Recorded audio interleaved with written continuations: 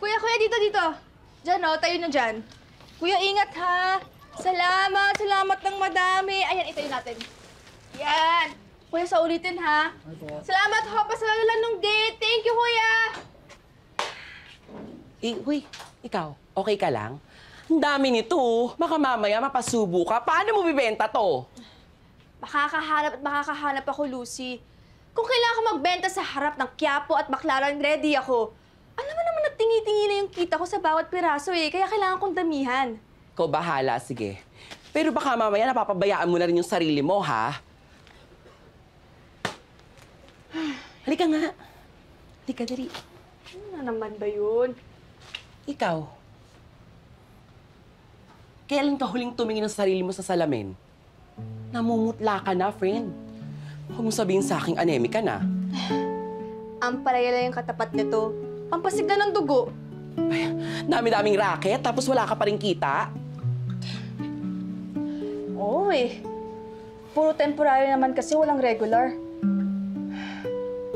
Pero itong mamayang gabi, palagay ko, malaki yung kikitain ko. Huwag mo sabihin sa akin na pati yung puri mo, pinagkakakitaan mo na.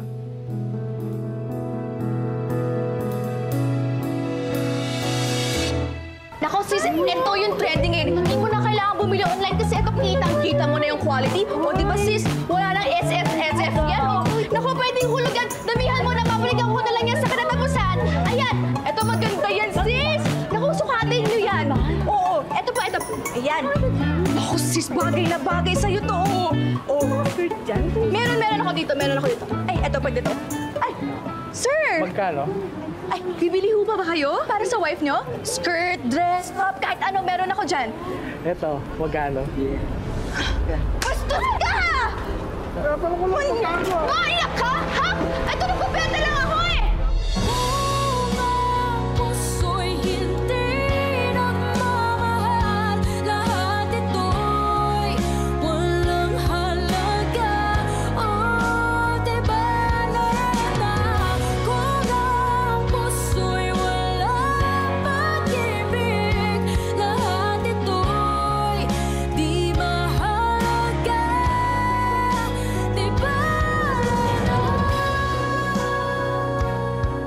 Wala ba ibang babae doon sa opisina mo? Meron yung boss ko. Hindi ko ex si Kaloy. Ever since pumunta siya sa bahay, nagbago ka? Sigurado ka ba sa nireport mo sa akin kanina? Yes, sir. May alam akong investment. Investment? Oo. Ako ang bahala sa kanya. You're attending the board meeting? Eh, di ba board member naman talaga ever since?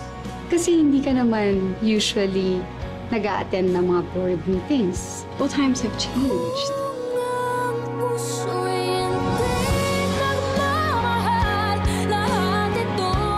Kamusta ka?